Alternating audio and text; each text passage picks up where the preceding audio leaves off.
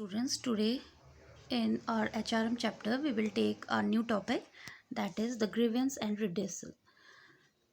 Grievance and redressal, actually, employee grievance refers to the dissatisfaction of an employee with what he expects from the company and its management. Basically, students, the redressal is any kind of discontent or dissatisfaction, whether expressed or not, and whether valid or not. Thus, we can see that it is basically unfair, unjust, and inequitable.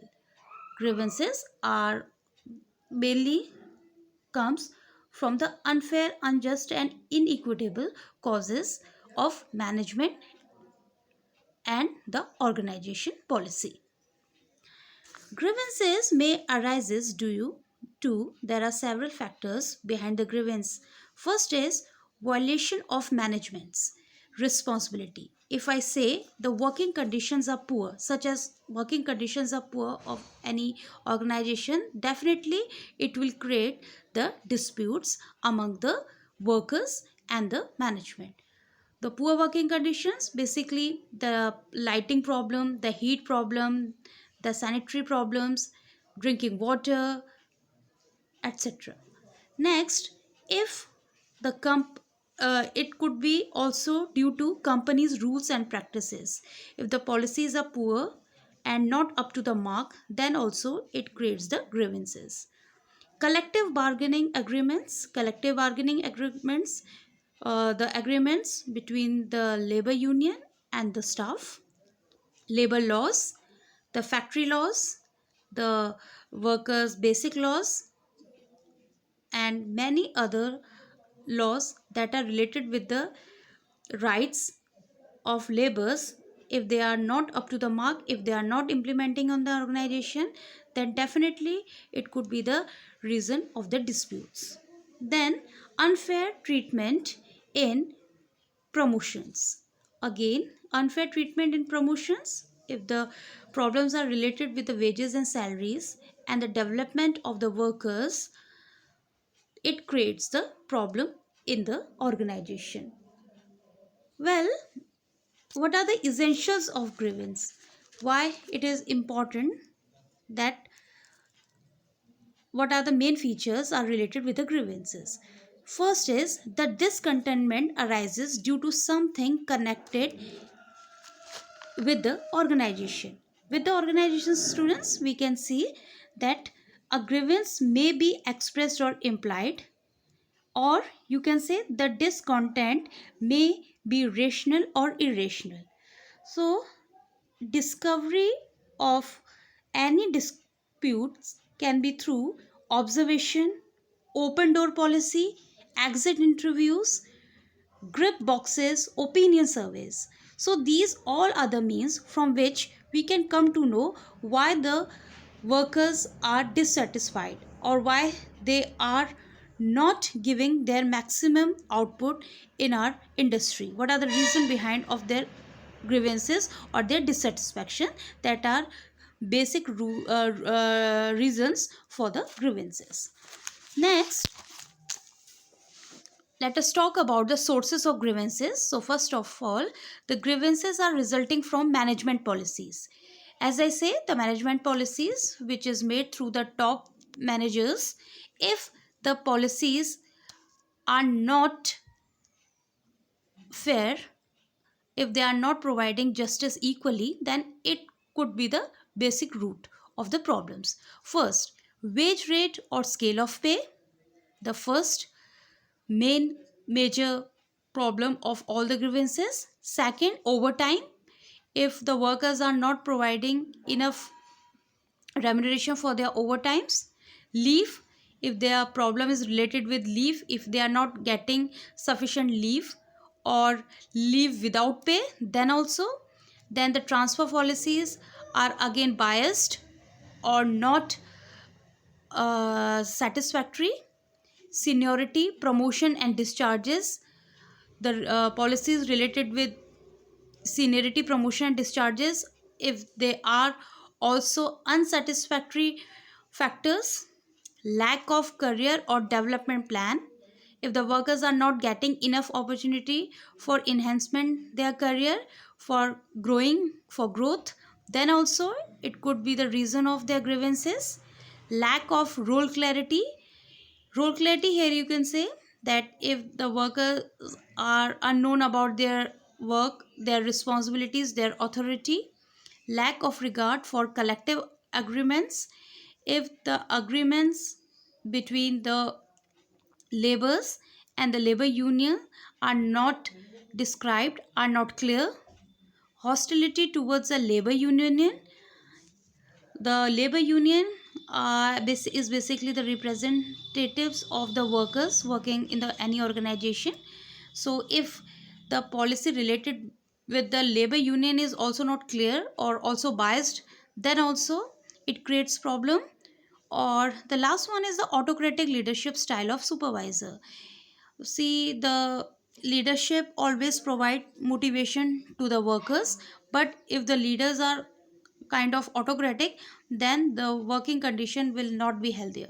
So definitely it result from these all factors results from manager policies. These are the sources of grievances. Next, B, if we classify the some other points resulting from working conditions. So if the working conditions are poor, if the working conditions are not healthier, they are creating accidents, they are harmful for the workers health, unrealistic, non availability of proper tools, machines, equipments, the basic things which the every worker needs. Tight production standards are there, poor relationships with the supervisor, or negative approach to discipline. So these all factors related with the working conditions are unhealthier, unsatisfied and unhappier, then definitely it is going to create unhealthier relationships for the management and for the workers also. So definitely students, we can see that the disputes, the formal disputes between an employee and management on the conditions of employment arises due to many job factors. Okay, and the job factors arises out of job, not due to their personal reasons. Okay, so effect should be made to handle the grievances always. Okay, so next, the first one was the sources that were resulting from the management policies. Second were the factors that were resulting from the working conditions. Now, if we classify the third point, then it always resulting from the personal factors of the boss, of the supervisor. If the boss have narrow attitudes, if they are over ambition or egoistic personality, so it always could be the reason of the unhappier working environment in any organization.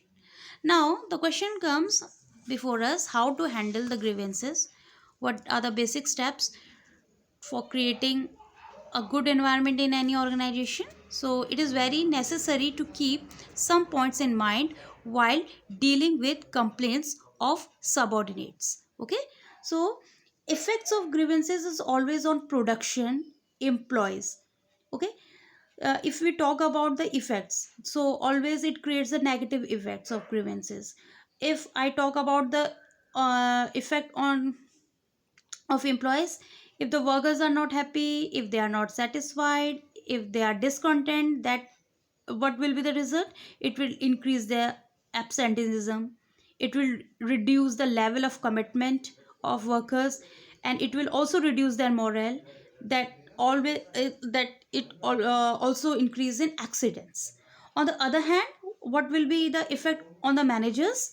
So the managers need to maintain the industrial peace.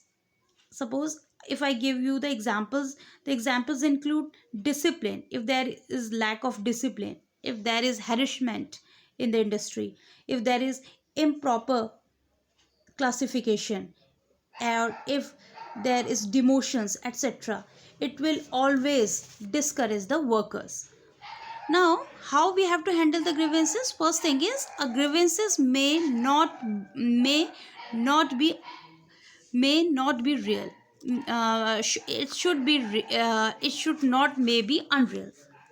So you can say the grievances which is presented through before the management, it should be real. It should not be based on improper or false sources. Grievances may arises out of not one cause but multifarious causes. So you can say, as we discussed earlier also, where we are discovering the dissatisfaction, we have to say as a complaint of one or more workers, okay, with respect of their service with their job. Every individual does not give expression to his grievances. So through the labor union or through the grievances handling procedure, they can bring their dissatisfaction before the management to handle it. Now, second point is, a manager needs to follow some guidelines to deal effectively with the complaints, with the grievances. First thing, a manager should the complaint should the complaint should be given a patient hearing. So there should be a patient's checking type of procedure while hearing the problems of the workers, of the staff. Second thing, attempts should be made to get at the root of the problem. So the problem should be investigated properly. Through the proper channel, the problem should be find out. Third thing, the management must show its anxiety to remove the grievances of the workers. Again, it is an important thing. The management should follow all the basic steps to remove the grievances of the workers. It should not be incorporated. And fourth thing is, if they are real and their causes are known, so the management attempts should be made to remove the causes. So students, basically the grievances, if we the managers have to handle the grievances, it always encourages the workers to raise their concerns without any fear, and it should provide a fair and speedy means and dealing with disputes.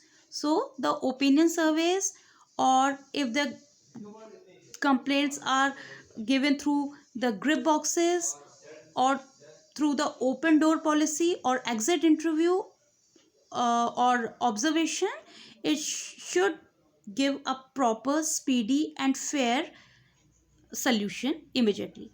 Well, in our next lecture we will discuss what is the procedure of redressal of grievances. That's all.